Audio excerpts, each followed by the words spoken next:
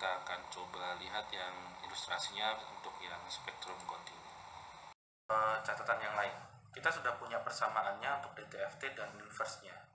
Untuk continuous time Fourier transform atau CTFT yang di awal tadi kita bahas itu memiliki rentang frekuensinya kapital omega, yaitu dari minus tak hingga sampai tak hingga. Tetapi kalau DTFT tadi kan terbatas. Dengan adanya proses sampling maka sinyal menjadi dalam bentuk diskrit, dan DTFT itu akan memiliki rentang frekuensi sebesar 2pi atau rentangnya dari minus pi sampai pi tadi. Nah, kalau misalkan kita nyatakan itu sebagai bentuknya periodik, di mana X besar omega itu berulang secara periodik 2pi, kita coba masukkan saja ini fungsinya ke dalam nilai inverse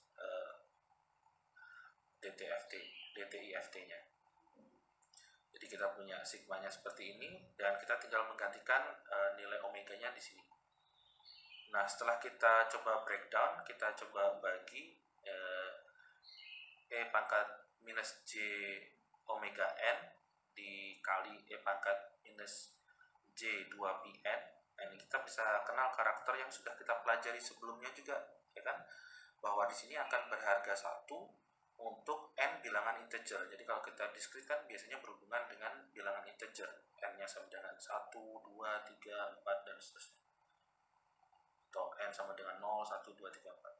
Nah, dari sini ketika ini berharga 1, maka kita akan punya fungsi X besar omega ini sama seperti bentuk yang X besar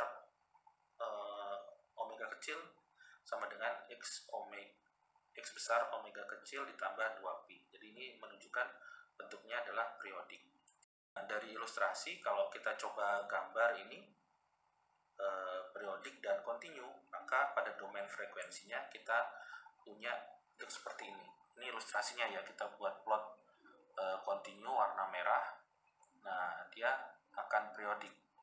Nah, tapi periodenya atau ini ya, rentangnya itu dari minus pi sampai pi pada domain frekuensinya. Jadi ini mungkin saya kurang sedikit, saya tambahin aja ininya keterangannya. Nah, ini plot untuk magnitudo sebesar omega. Nah, seringkali kita akan melakukan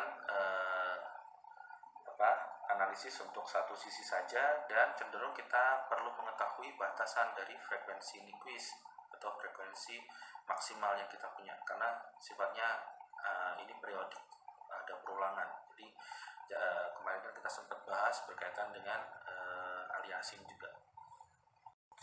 Oke, jadi ini diulang lagi persamaannya. Kalau kita perhatikan sebenarnya inverse DTFT yang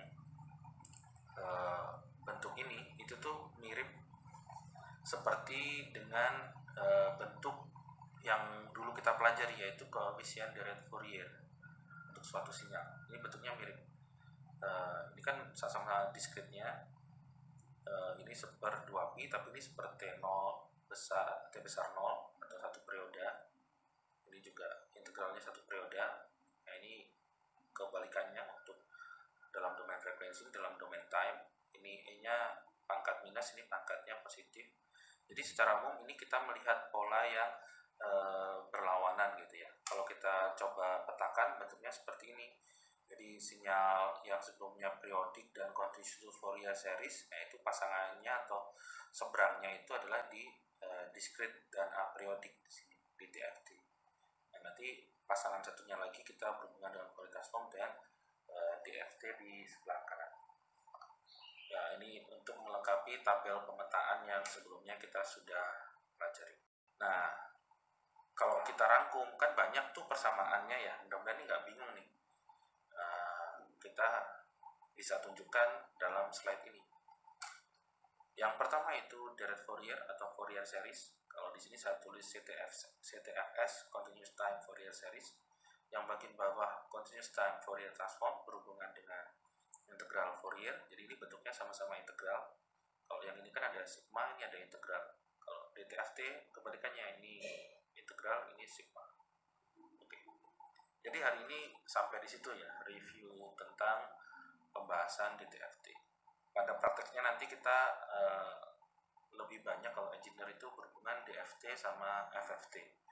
Jadi setidaknya dari sini kita memahami dulu asal usulnya dari deret Fourier sampai ke DTFT. Oke, kalau tidak ada pertanyaan, saya pikir kita bisa cukupkan ya pertemuan hari ini.